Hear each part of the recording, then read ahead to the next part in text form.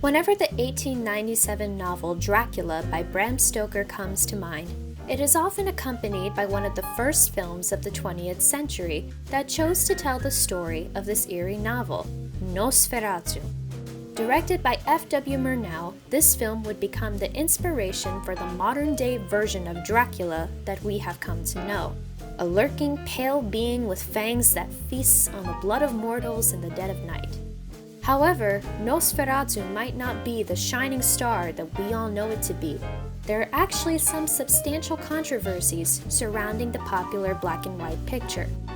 First off, Nosferatu was definitely not the first film to be based on the Dracula novel.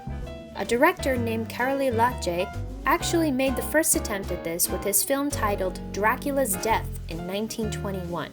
A girl has frightening visions after visiting an insane asylum where one of the inmates claims to be Dracula, and she cannot be sure whether they were a nightmare or real. Nosferatu's debut occurred just 1 year after Dracula's death in 1922. There's no direct evidence to suggest that Murnau ever stole ideas from Dracula's death for his own film. We'll get to the film's origins in a minute. But it's worth examining how one film simply became so much more popular than the other. If you ask a modern-day adult if they knew about Nosferatu, they would probably know exactly what film that person was speaking about. But if you asked about Dracula's death, they might think you were talking about an upcoming thriller. The other big controversy worth mentioning is how people claim Nosferatu quote-unquote ripped off the original novel. In 1921, Albin Grau and Enrico Diekmann established a movie company called Pronafilm. Grau was a World War I veteran, and during his service, he came across a Serbian farmer who claimed to be the son of a vampire. Grau wanted to use this story to create Pronafilm's first picture, an adaptation of Dracula, aka Nosferatu. However, it's unclear why, but Grau did not have access to any rights to Dracula in terms of copyright laws. He actually thought that he might be able to avoid the copyright laws if he changed some main plot points in the original story. These are just a few of the things he did to do this. Instead of the story taking place in Victorian London, he changed it to 17th century Germany. He changed Count Dracula to Count Orlok.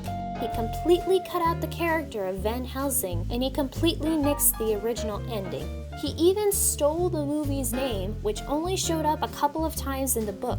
Turns out that all it was a word that Stoker thought meant vampire in Romanian. Spoiler alert, it's vampir, not Nosferatu.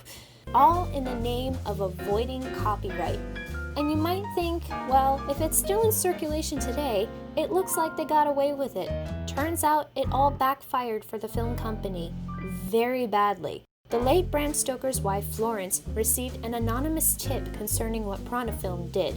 She had been acting as his literary executor after his death and had never authorized Pronafilm to use his work in their picture. When she tried to sue the company, Pronafilm had declared bankruptcy before going to trial. Because of this, Florence went to the judge, who ruled in her favor, and they sent government agents across Germany to seize all existing copies of the film.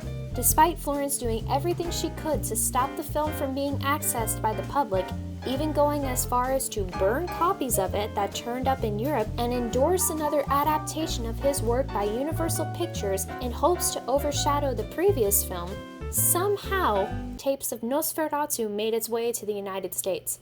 Even though this infuriated Florence, it is very evident that throughout the next 50 to 100 years, it was an inspiration for many other Dracula films. The biggest question is how much should films be able to take from another work that was published before their own? Some say that Grau and Pronafilm were unable to follow copyright laws, but judging based on the evidence, it's very hard to believe. We all know that it's very disrespectful to not acknowledge other artists when borrowing from their work, but one could ask, based on what happened with everything involving copyright, should Nosferatu be credited with inspiring other adaptations of Dracula? Should we continue to admire Nosferatu based on what Pronafilm did? Should Pronafilm have been taken away from the public? All of the answers will differ based on personal interpretation. However, it's important to acknowledge Nosferatu's history, as it plays an extensive role in how we've come to know the film and Dracula today.